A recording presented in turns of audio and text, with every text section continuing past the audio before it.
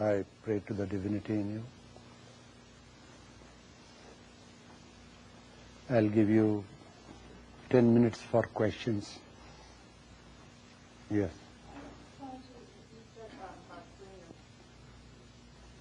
Yes. Swami, you said yesterday that samadhi was a state of mind and turiya was a state of consciousness. Is samadhi a prerequisite for the attainment of turiya? It is on the way, on the path, it comes. Turiya is universal consciousness, while samadhi is the individual height of individual consciousness.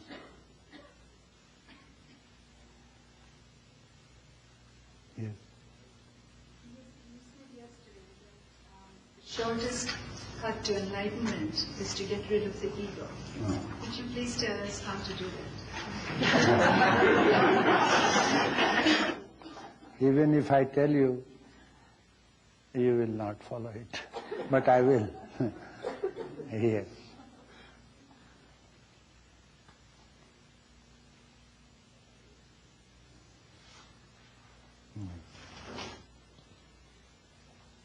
No questions? Yes. Swamiji, you talked about the importance of peace yesterday.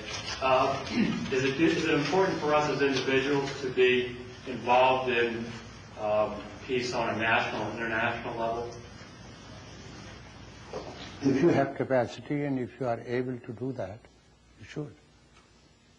We should contribute all that we can according to our capacity.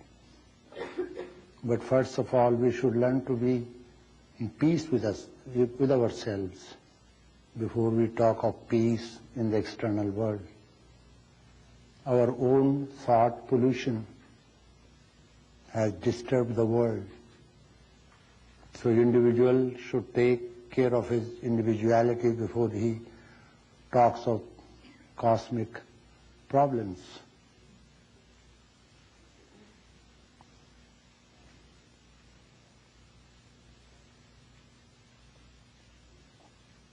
Self-surrender means surrendering the ego,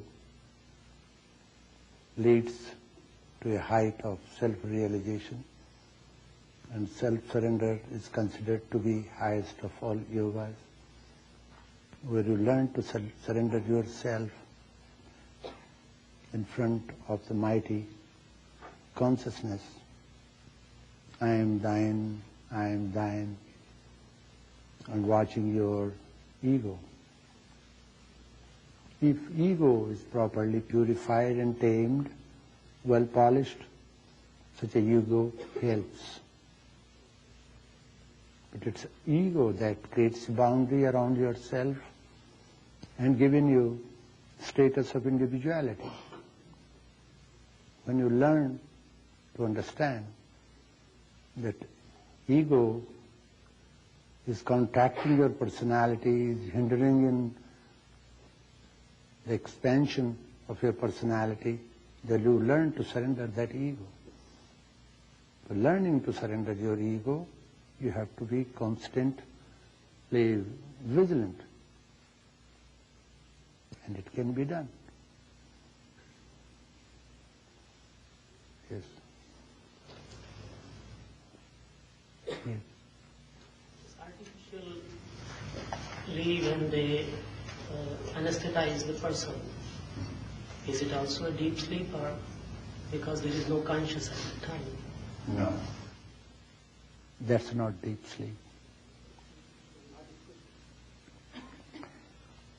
It is related to brain and nervous system.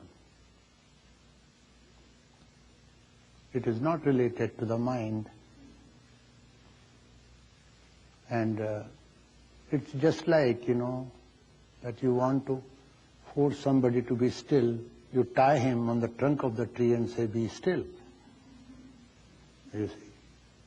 He will be physically still, will not move, but he will not have that comfort which stillness is supposed to give you.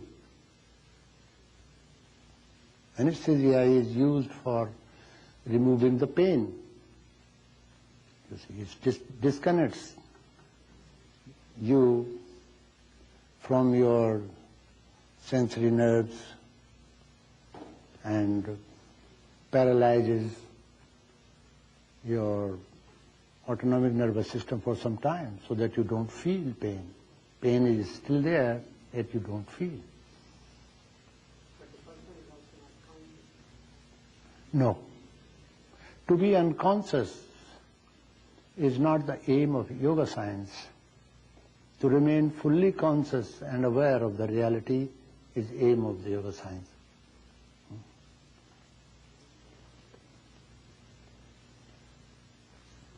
Swamiji, yesterday you spoke of having a plan for one's life in the spiritual as well as the external.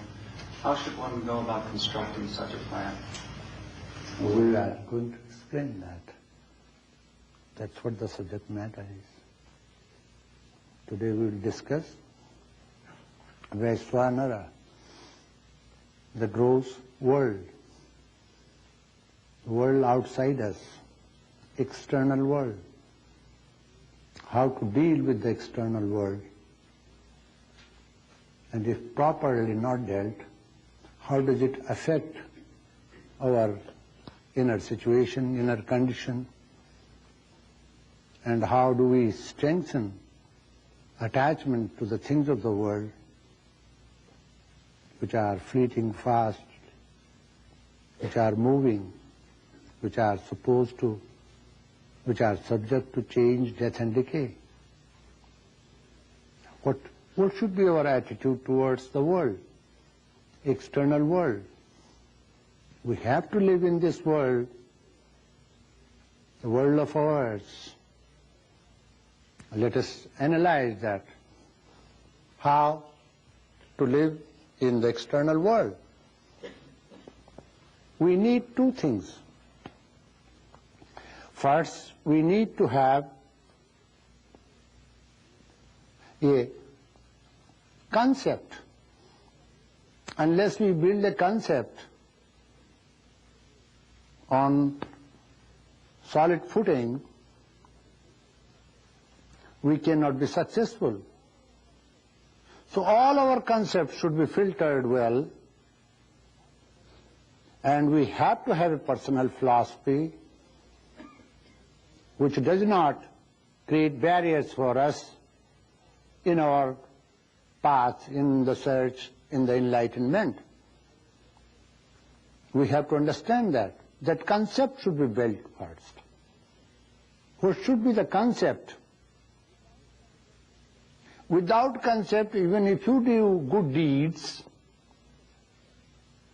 that will be not much helpful to us, not of much use to us. You see, our human beings' morality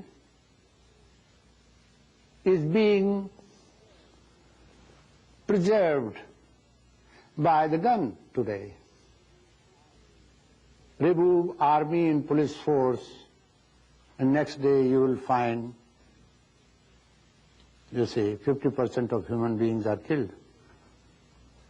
There will be a lot of difference, you see. So gun is trying to control the human destiny.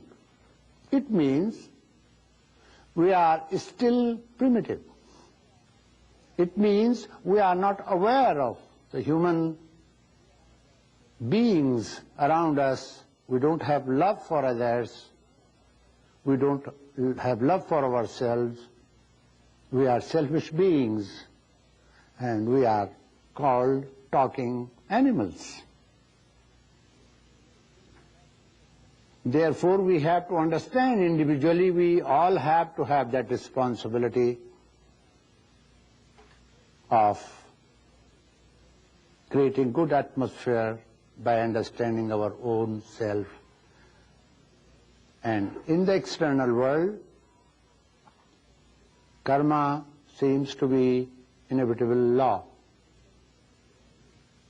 There is no dispute anywhere. Science and religion hardly meet. Philosophy, religion and science, they never meet. But here, on the basis of this law, called universal law, law of karma, science, religion and philosophy, all three meet and say with one voice, as you reap, as you sow, so shall you reap. It's a law. Every action has its reaction. Science says that. When you try to understand cause,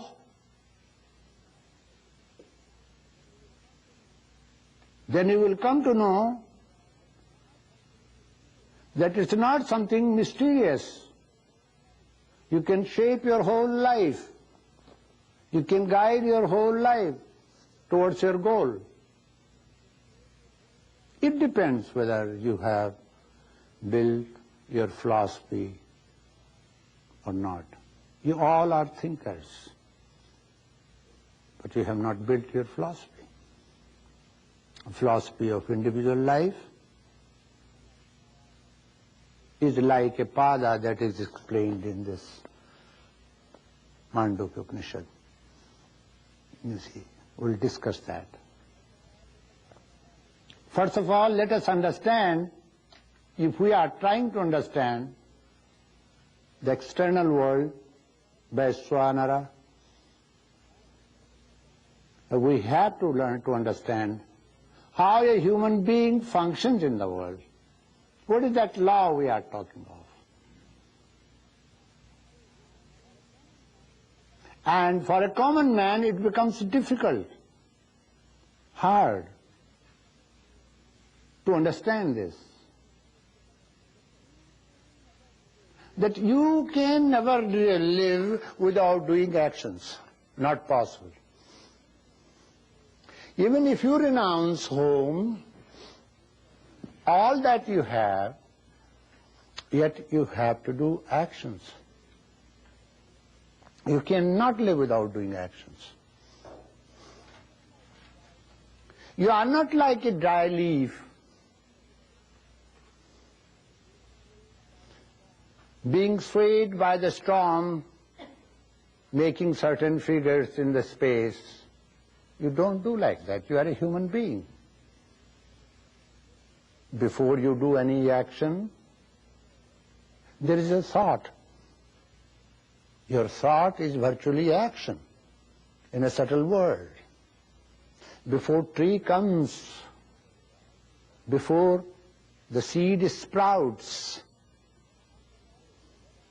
it already germinates in the subtle world.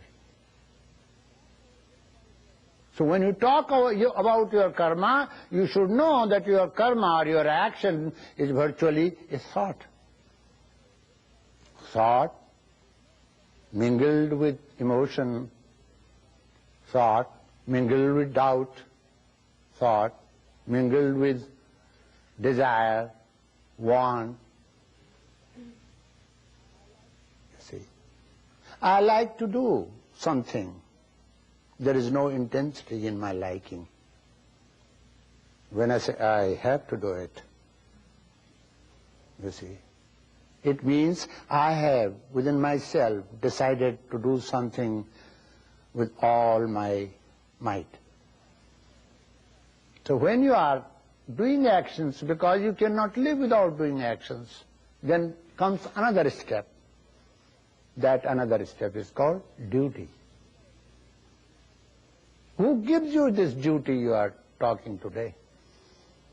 You waste and you utilize your whole day in the name of duty. Why are you going home? Take rest. Relax.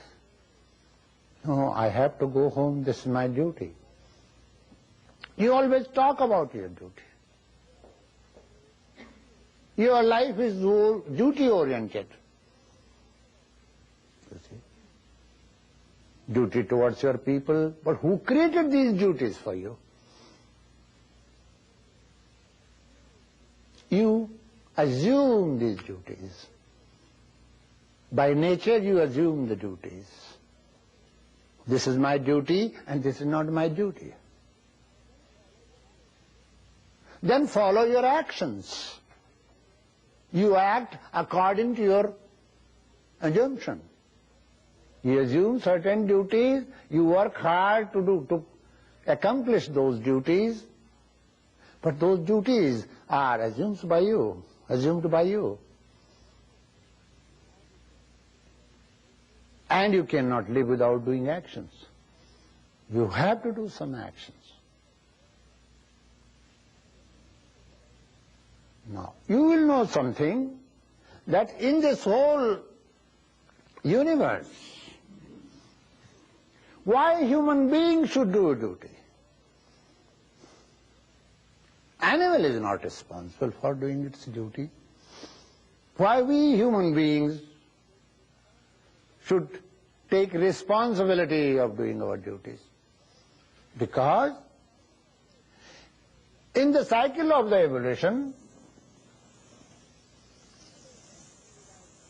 which is rotating without any problem, without any hindrance, a stage comes when you become human being, you know.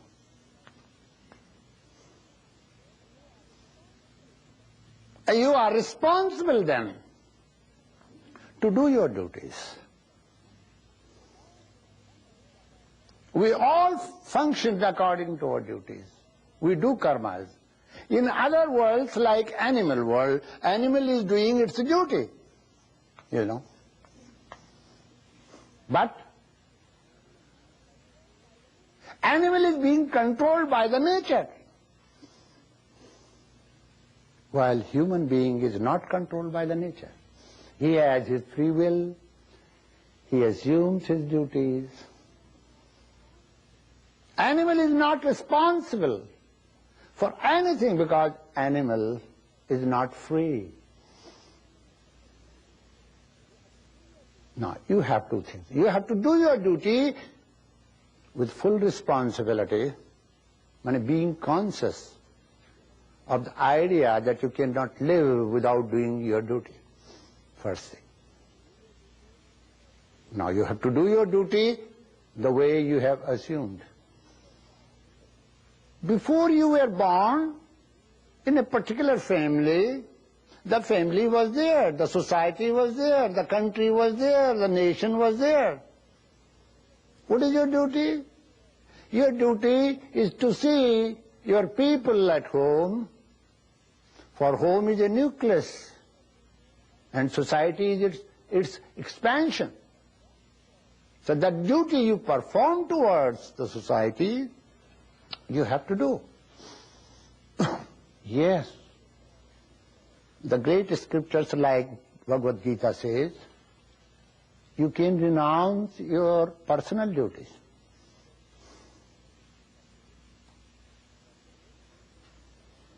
For the sake of serving your town. You can renounce the duties you perform towards your home if you have expanded yourself and assumed the duty that I have to serve my town. You can renounce your town for serving your nation. You can renounce your nation for serving the whole of humanity. You can renounce whole of humanity for the service of Lord only.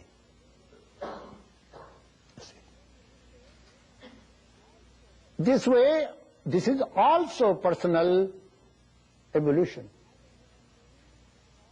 But as a human being, we all human beings should know the law of karma first. If we are trying to understand Vaishvanara, the external world, the gross world, the world in front of us, the world which can be perceived with our senses, we should try to understand it.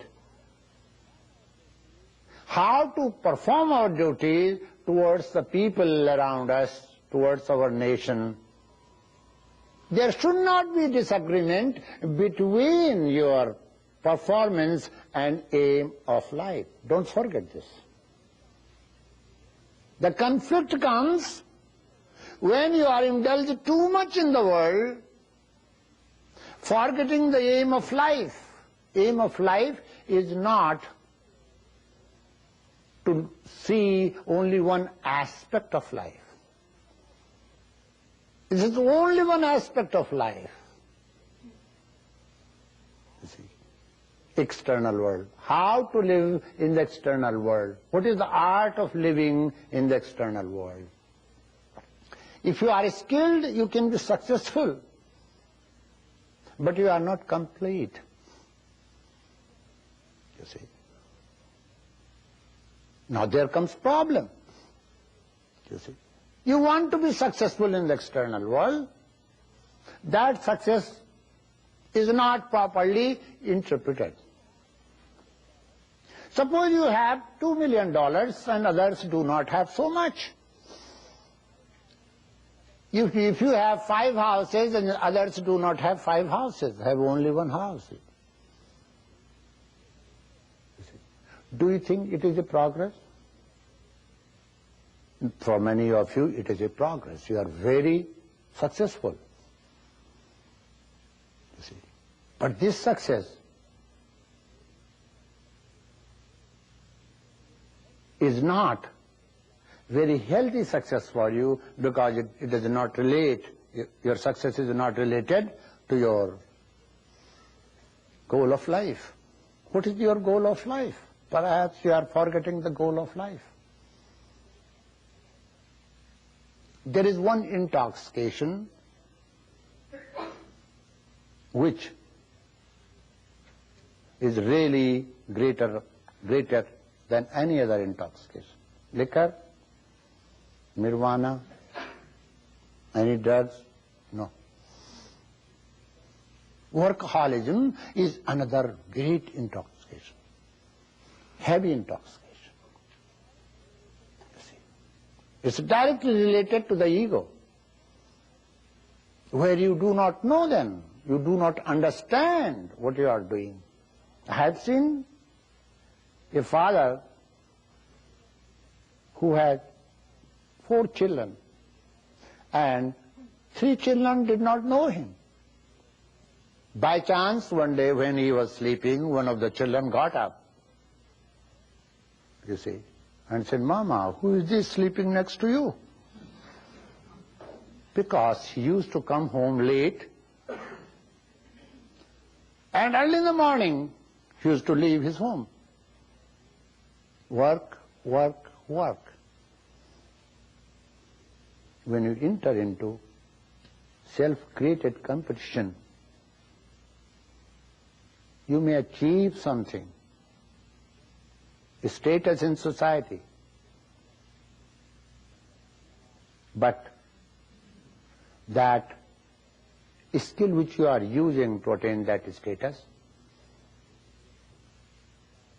you are really wasting it. You are not taking care of the goal of your life. So any action that you perform, that action of yours should not oppose the main philosophy of your life. You see, it should be considered, because external world, functioning in the external world, living in the external world is only a small aspect of your life. Now, how to function? You will see when helplessness comes, one after another.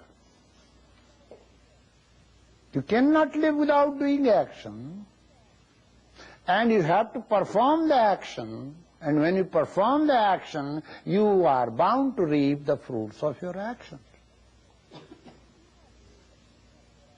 If you do not reap the fruits of your actions, you cannot live, because actions are yours. Your dream is your dream, my dream is my dream. See? Now those fruits which you are reaping, which you reap every day, inspire you to do more actions. This way you are caught in the whirlpool. You cannot come out of it. You like to come out, you cannot. You have created a whirlpool around yourself. You are doing action, then reaping the fruits again inspire you to do more action. This goes on for whole life, till last breath of your life. Then you always think of only one thing, which is good action. Good means according to your convenience, for your benefit. You call it good. What is good for others, you forget. You forget that other human beings are like you completely ignore that part. So you isolate yourself from the whole and start building your ego, individuality. You can become a great egotistical and a great individual, but then you cannot be enlightened. What is the way? Helplessness is we cannot perform, we cannot live without performing our duties. Because we have to function. We are human beings. A human being is responsible for his own actions. It means he has power to do, to undo, to direct all his resources, energy towards his goal. Can action lead you to Brahman final goal? No, not possible. There is not a single action that can lead you attaining the highest. Then why are you doing action? Because we cannot live without functioning. And if we do not perform our duties, the call of duties will create barriers for us, and then we cannot go anywhere. We have to do our duties because we have to. Is there any way that we can do our duties, yet we remain free? We have to find out that way. Now, you all have heard the name of charity. Charity is considered to be the finest of all actions. You are doing charitable work.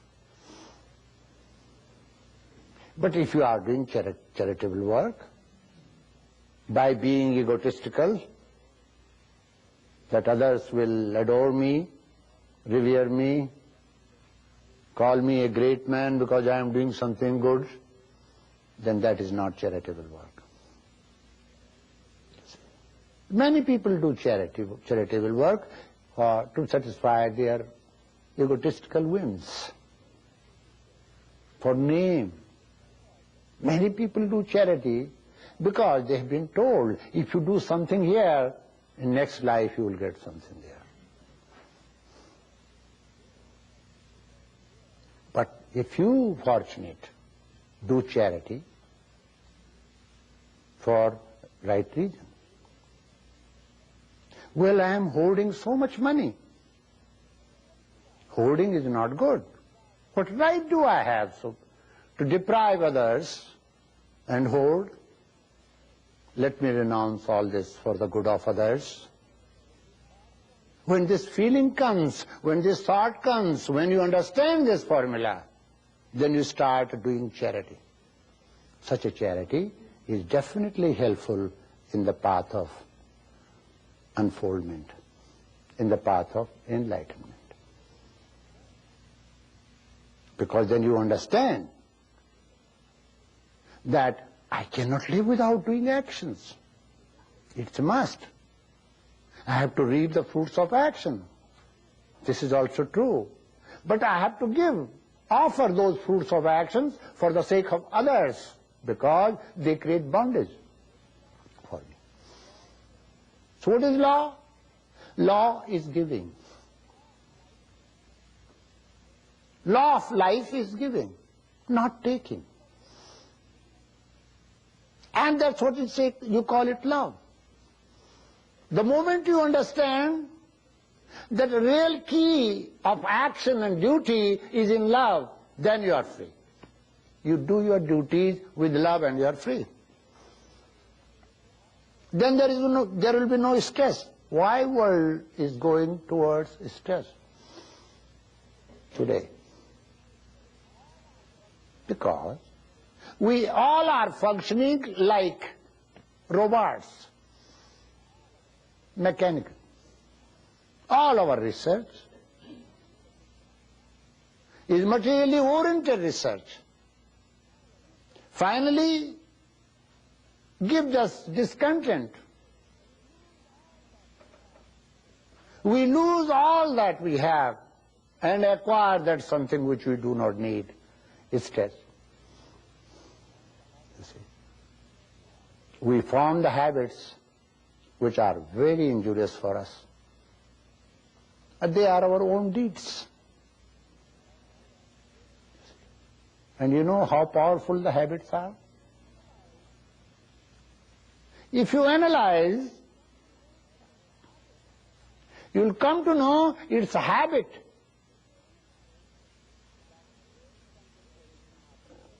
That creates something for you even after death.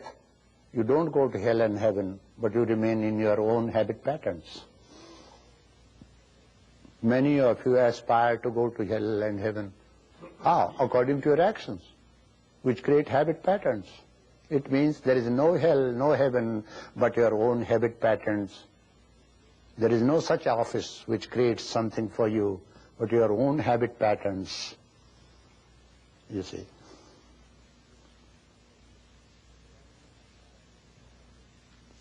Any action performed without love is injurious for human growth.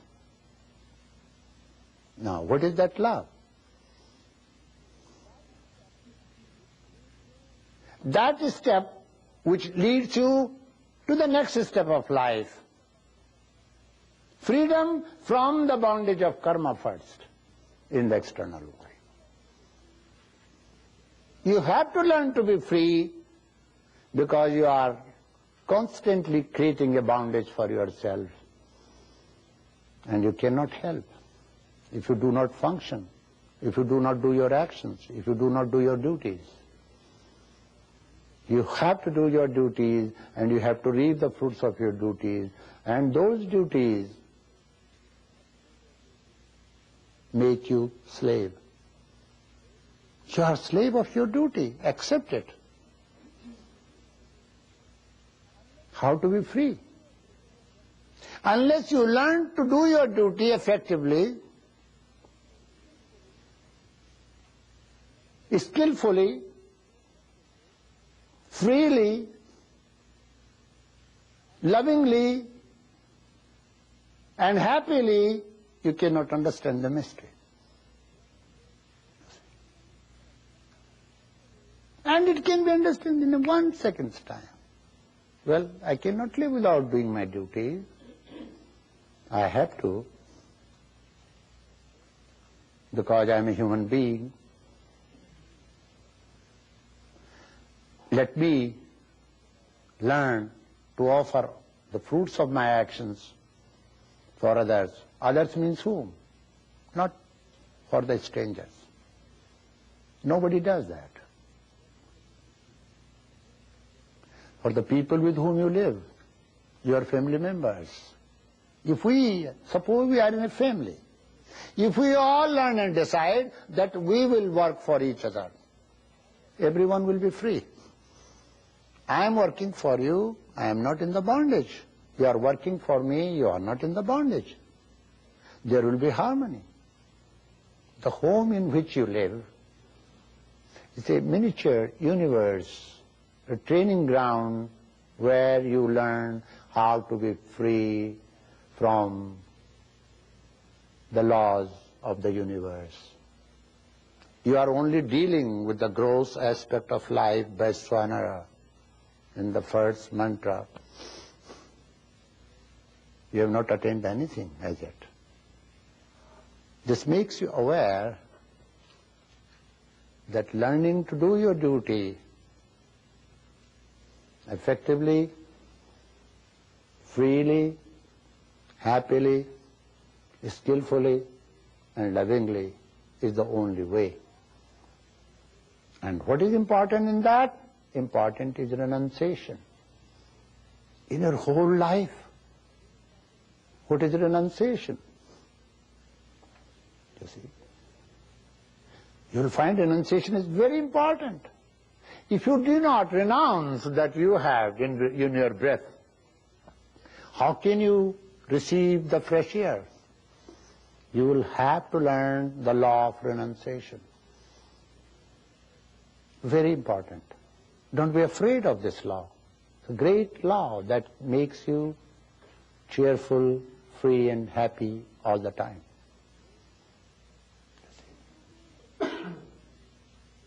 So if you do experiment, this is an experiment that we are having a family unit. This is experiment conducted by the great sages in the past, in all great traditions. Look at how all great traditions understand the life, the philosophy that we should have a family, a home, where wife learns to do actions for husband, or his husband learns to do action for wife, and they both do learn to do action for the children. This way, that unit is exemplary, and from where radiates love to other neighbors. This experiment has been very, very successful, because after completing this experiment, there is no other experiment. Human being could not think other way. You see, there was no other way that a human being could think, as far as the law of karma is concerned. If whole universe becomes a family, and then we start doing the same experiment, doing duties towards others, we all will be free human beings. We are not. Because this conclusion that family should be there and it should be experimental ground has not been successful practically. As a conclusion, it is successful because there is no other way. But practically, it's not successful. There is so much discontent, so much frustration, so much anger. You see, actually, it's a sadhana. As someone renounces his home, goes to a retreat, goes to the mountain, goes somewhere, this is a sadhana. You have to deal with your anger all the time. You have to deal with your wishes and desires all the time. You have to deal with your wants all the time. Therefore, every home is a temple, a synagogue, a church. You see. And every human being is a shrine.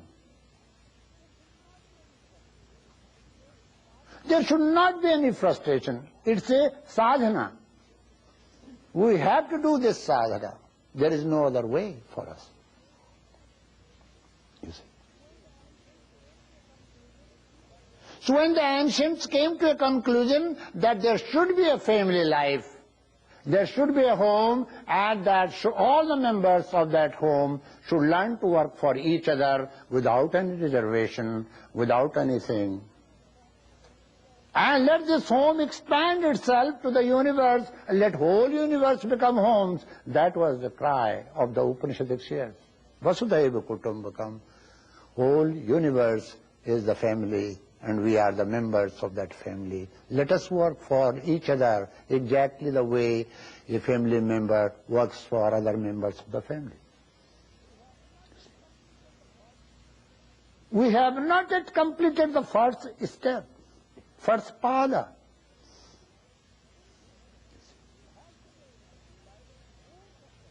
We have to make family life so successful so that that idea, that ideal expands itself to the universe.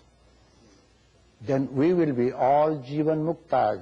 Every human being will be a Mukta, liberated being.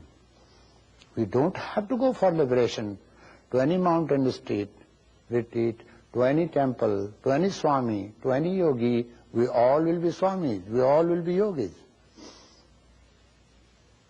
You see. But this experiment, being conducted for many years, is not fully successful because we all are still individuals. The country where there is a tradition of forming team like Japan, Japan is a small country. Why Japanese are successful? I lived in Japan for many years, and many of you know this. You talk to a Japanese for half an hour, and you will think that I have been explaining my ideas, and perhaps the gentleman is listening. Finally, you will know that he has not heard anything. Ha, ha, ha, ha, and finished. You see. Because they are taught to follow their leader. They can only work as a team. When I visited America, here there is nothing like team. Every individual wants to understand before he does something. That's a good thing. You see. But in the process of understanding, he doesn't form the team. You see. These are experiments being conducted in various parts of the world. The Upanishad says, first you will have to face the external world. You see. You will have to learn the technique of doing your duties, functioning in the external world. If you know how to live in the external world, perhaps the external world will not create any barriers on the path of unfoldment.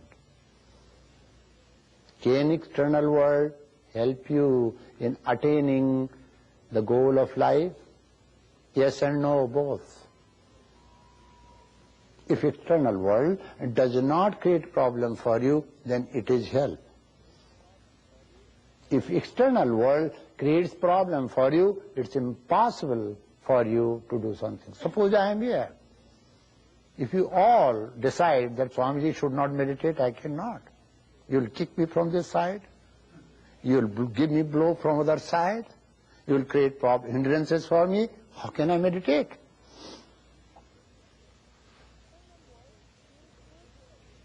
So external world can create barriers for you. If the barriers are not created, that is a great help. When the great Alexander invaded India, so his teacher asked him to bring two things from India: the flute and Gita. So there, after conquering a part of India, he asked his Prime Minister, he said, I want to meet a Swami, because the flute and Gita will be of no use if there is no Swami. Somebody should be there, the wise man. She said, okay, sir. So he searched for a wise man, he asked the people, and someone said that such and such person sitting on the mountain is a wise man and he will help you, sir. So that man was sitting on the rock. Here comes Alexander. Alexander said, what can I do for you, sir? He smiled, did not look at him. So the Prime Minister said, well, he's Alexander the Great. Perhaps you do not know, he's such a great man in the world, very famous, great warrior, conquered the whole world. You wouldn't look at him. So third time he asked, what can I do for you, sir? He said, just remove yourself. Let the sunlight come to me. That's what you can do. What can you do for others? If you do not create any barrier, any hindrance, any problem for others, that is a great help. That's my point. When you go out to help somebody, perhaps your selfishness and ego is mingled, and it's not a help. Don't create barriers, hindrances, obstacles for others. Let them grow, let them unfold, let them tread the path of light. That is a great help you can do. It's called mind your own business. You see. See, in a family, when diversities, diverse thoughts, feelings are put together, then they know. You have seen the picture of diversity. You see. In India, there was a tradition of using symbols to interpret life on all levels. What should be the idealistic? A family, a good family. How if head of the family should live? During that time, most ancient time, some 10,000 years ago, 20,000 years ago, we did not have many printing presses, even any printing press. They wanted to leave some instructive and educational symbols for their next generation, for the rising generation to come. So they drew many, many symbols. Many diverse things in one family. Have you seen Shiva? Have you heard Shiva's family? Shiva was never born. So he never had family. He never died because he was never born. When he was never born, he never had wife. Shiva here means the most ancient one who established the family system wants to give to his future generation how a family should live. Now, Shiva, this man, always had a cobra around his neck. Who's going to get married to such a man who has cobra? You see, nobody will go near him. No woman will go near him.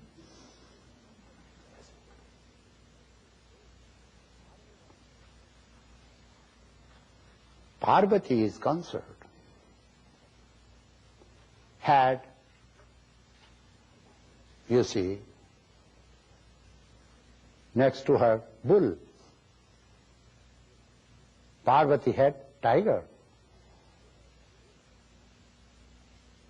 with her all the time. Shiva had bull, and their son Ganesha had a small mice.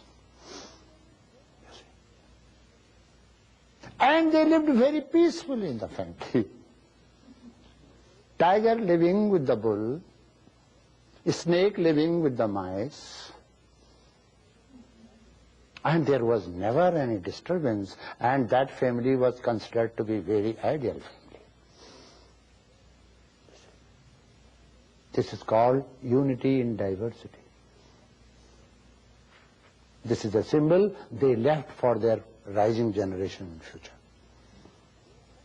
Now, one by one, their son Ganesha is considered to be first one. If you want to do something, you will have to adore Ganesha first, because he was highly skilled. For being successful in the world, you will have to be like Ganesha, they say. How Ganesha looks like? Elephant god, like a trunk of the elephant. It's a symbol. There was no such human being ever born on the earth. But it's a symbol. They left it for the future generation. Why head of the elephant? Why not head of the tiger? You see, the elephant is vegetarian by nature. It's not violent. It only knows how to defend oneself. If you are trying to be rough with the elephant, no matter who you are, tiger or anything, elephant will throw you away. But unless you attack the elephant is very calm and quiet. So leader of your family should be so skilled, well balanced, so that he is calm and quiet and not at all violent. That symbol was there. Then there is a thread Ganesha used to wear. In all three states, waking, dreaming and sleeping, he was fully aware of his duty towards his family. Have you seen Chinese Buddha? Ganesha's tummy was bigger than that. Why? For head of the family, you have to have many suggestions come from day to day, from morning till evening. Wife says something, son says something, daughter says something, neighbor says something, relative says something different. He should be able to digest all the suggestions.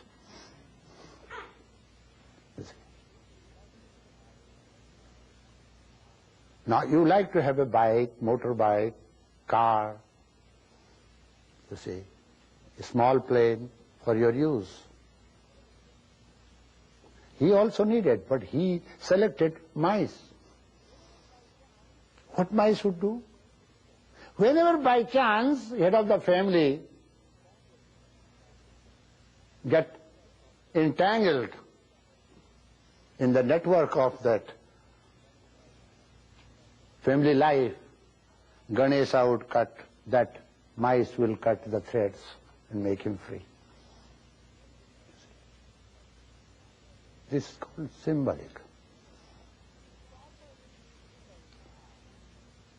If properly these symbols are interpreted, which they should be, then you will know how our ancients lived.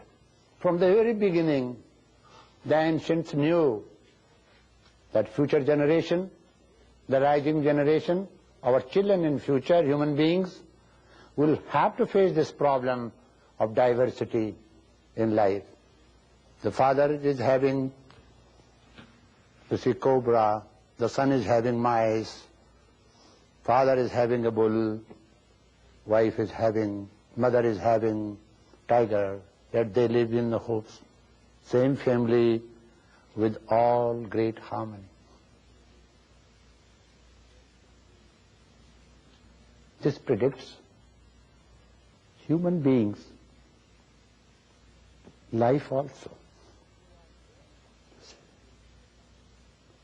You are torn because of your thinking, because of your emotions, because of your desires. You have to work hard to establish a harmony all the time and then move. And if you do not do that, then you suffer. Have you seen? Someone is building only muscles, but he is coward from within. Somebody is very strong from within, but physically very weak. Somebody is very strong from within and physically strong, yet he has no love for others. We have to learn to develop ourselves,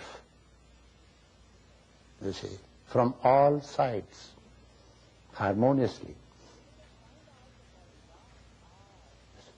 So let us find out a formula, how can we function in the world?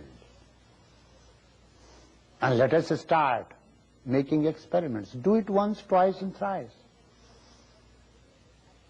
And once you have done experiments successfully, apply it. You will always find yourself successful and very happy. So far you find delight in taking. If somebody gives you something, you smile and say thank you. While Yoga Sutra says no gifts.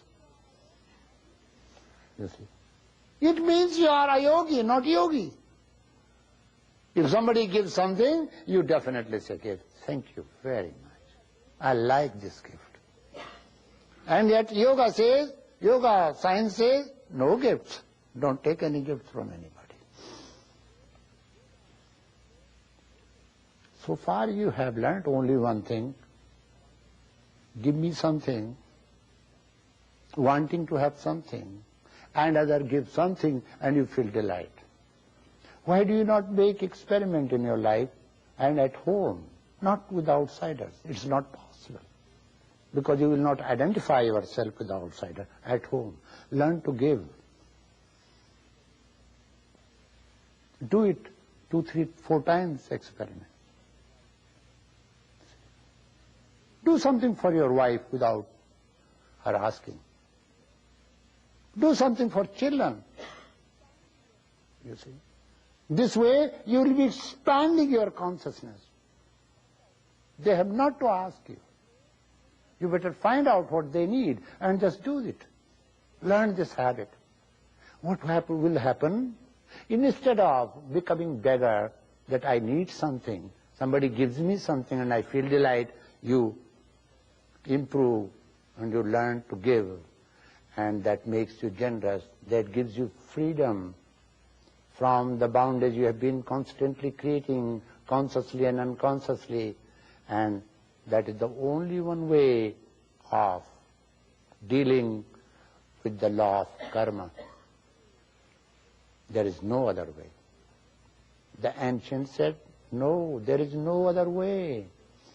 As there is only one way, that, oh human being, you cannot live without doing actions, there is only one way to be free from the bondage of karma.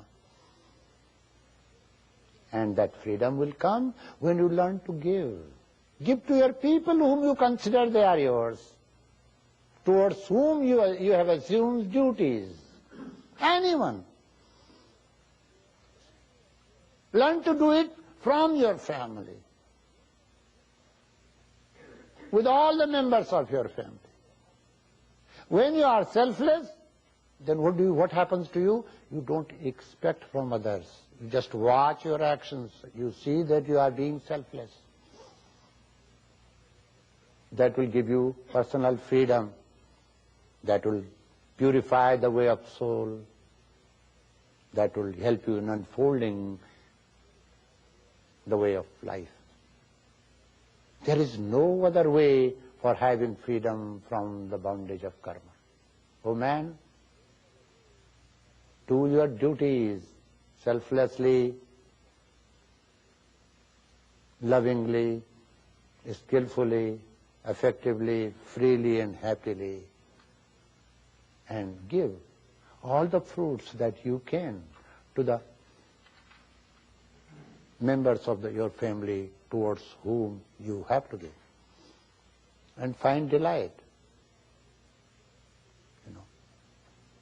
If you are a great president of a country, what will happen? Go to see him, you will find he is inside a jail. I have seen it in my country. I said, this is not a good sign. I went to see a minister, like a secretary in your country. His whole house was surrounded by the gunmen. I said, I pity this man. He was very close to me. So when I went to see him, there was no guard and nothing else. I used to drive my car straight away to his, front door. Policeman stopped. Who are you? I said, I am such and such.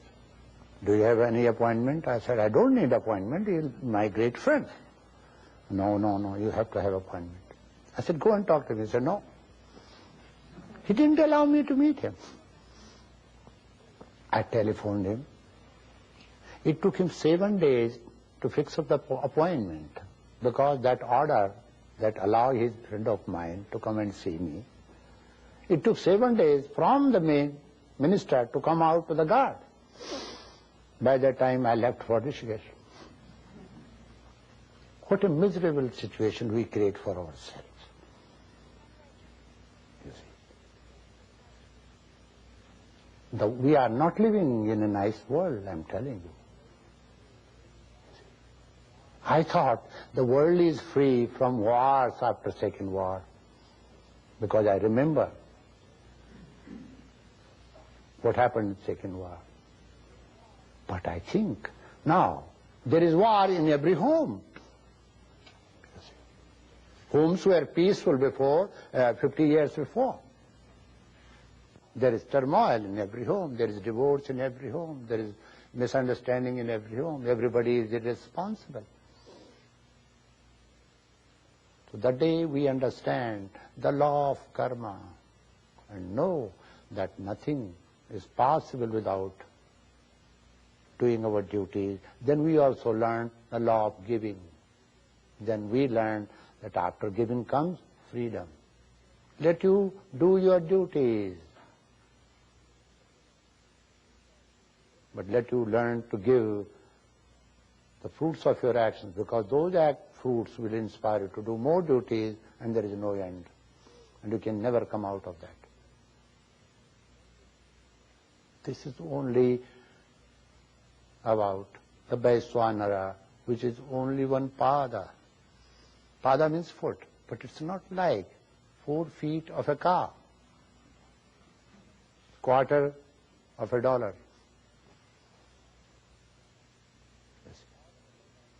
All 4 feet are different padas. But when I say quarter of a dollar, that quarter is not different from the dollar. It's one part of life. External world, to live in the external world is very important. We cannot escape, and we have to find out the way of living happily. And that's only one way. And this is a sort of prayer. Tell me, when you are praying, you go to the temple and pray. You pray according to your custom. Why do you want to pray again? Because you are sure that your prayer was not valid, it was not heard. Thus you are doing it again and again. You see. Giving is a right prayer here. Let you learn to understand that giving is a great prayer, that gives you freedom immediately, that gives you delight, that makes others happy. You are not giving to the human being, you are giving to the Lord, who is in every human being. That's called prayer through action, prayer through karma. So your karma will never create bondage if it becomes a prayer. That's my point. Because prayer will never create bondage. Let you learn to do something like that at home. Home is a great temple where there live all the gods, learning to help each other, learning to love each other, learning to be free. When head of the family becomes an example, having all the diversities, maintaining that unity beneath, that family is adorable. You know, when you will, this Upanishad will lead you from the external world to the internal world.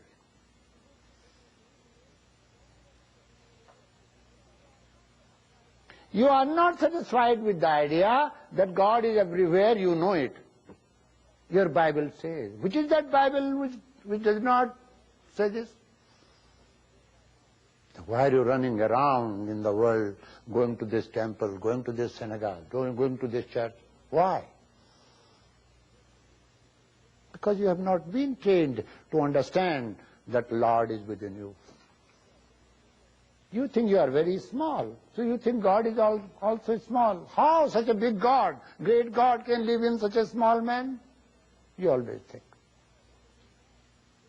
The day you come to know that you are a living temple, a living shrine, you will know the wonder of life.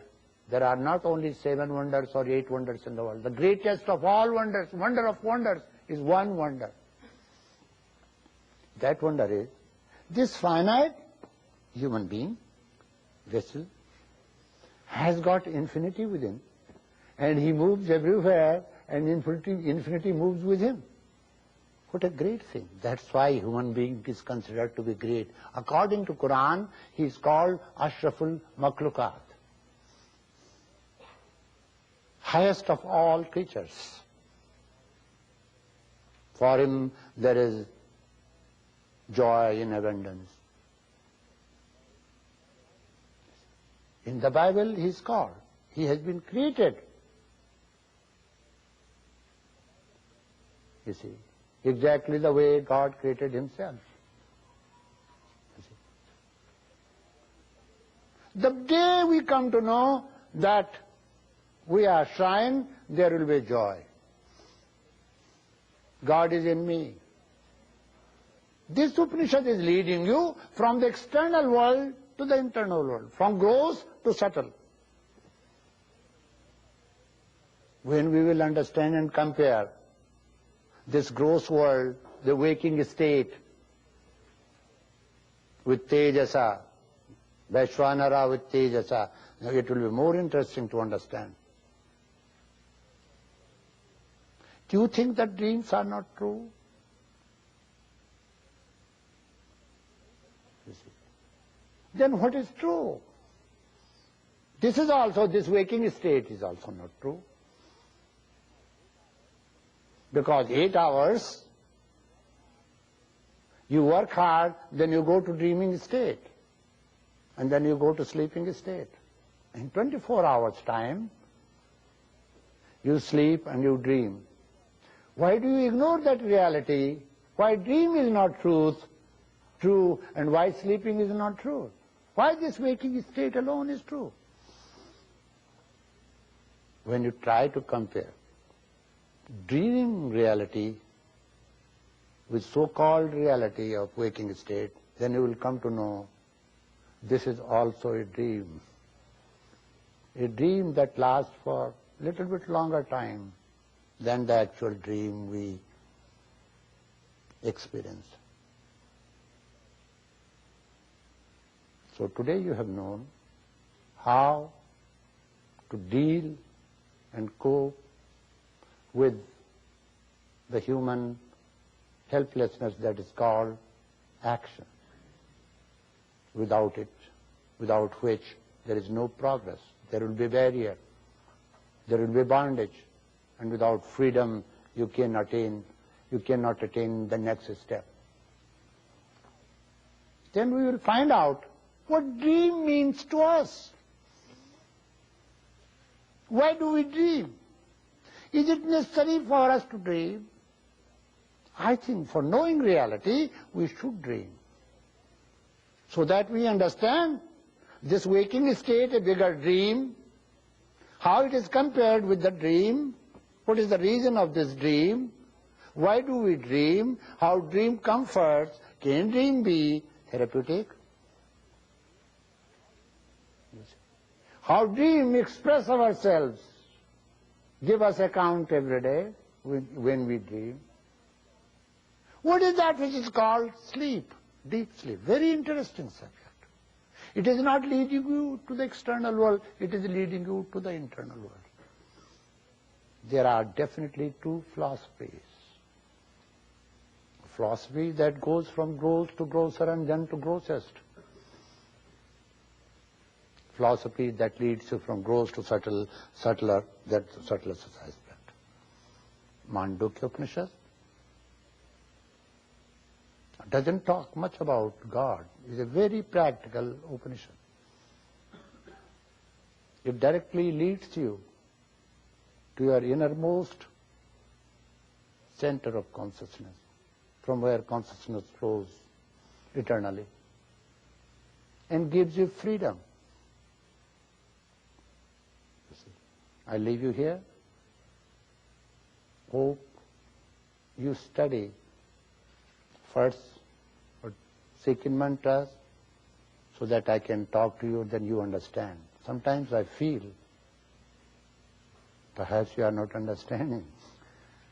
You see, but I want you to understand. It's a very interesting, healthy and helpful subject. And then we'll be talking about the meditation. What is meditation today, you learned?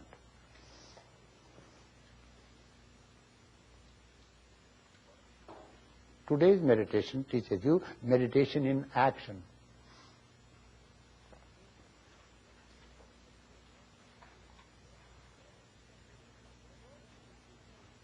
The word meditation comes from its root medical, to attend.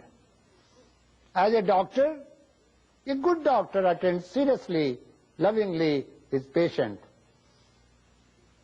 So is the word meditation. A meditator attends his meditation regularly, effectively, so that he removes all the barriers and goes ahead and attains the final liberation. Meditation in action. Meditating for 5 minutes or 10 minutes in a quiet corner of your house is very good. But that meditation should be brought into action. That is called meditation in action. Your meditation in action means here, you should learn to do your action with full attention. You see, for lack of attention, you stumble in your house where you have lived for 50 years. Suddenly you stumble because for lack of attention. How attention is very important. Important part of meditation. If you want to attain meditation, you have to pay attention towards your deeds. Why are you doing this particular work? Why are you doing this action? Do it attentively and you will reap the fruits of your actions the way you want. You are discontent because you expected too much and you did little. And you did not get according to your estimation. Either you have learned to imagine, you see, baselessly, or you have not performed your action accurately. When you attend the entire process of action, then you will not be disappointed, frustration. I always say, do not be satisfied, but remain content. If you become satisfied, if you are satisfied, there is no motivation. You will be not motivated to do something.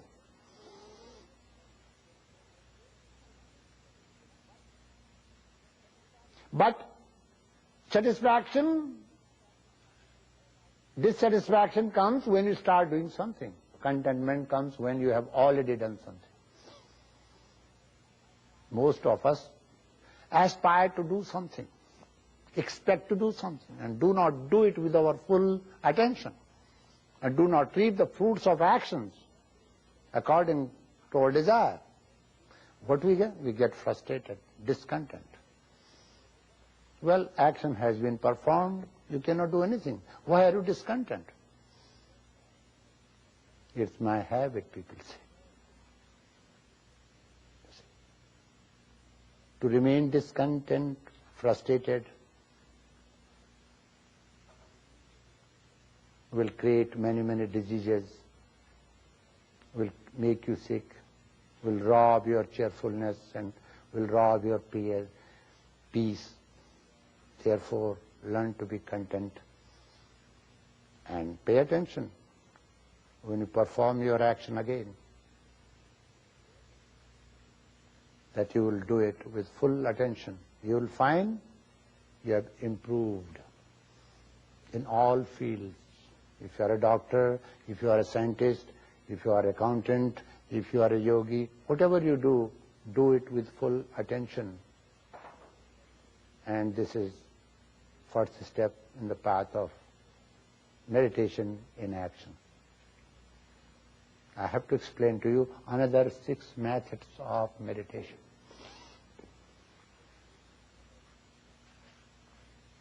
So, God bless you. Where you don't understand, you should tell me. And the words, certain words which are used, which were used in ancient times, I am trying to explain to you in your own language so that you understand. Today, we talked about waking state. Now, still I have to speak to you. With that diagram we'll make, what is waking state, what is dreaming state, what is sleeping state.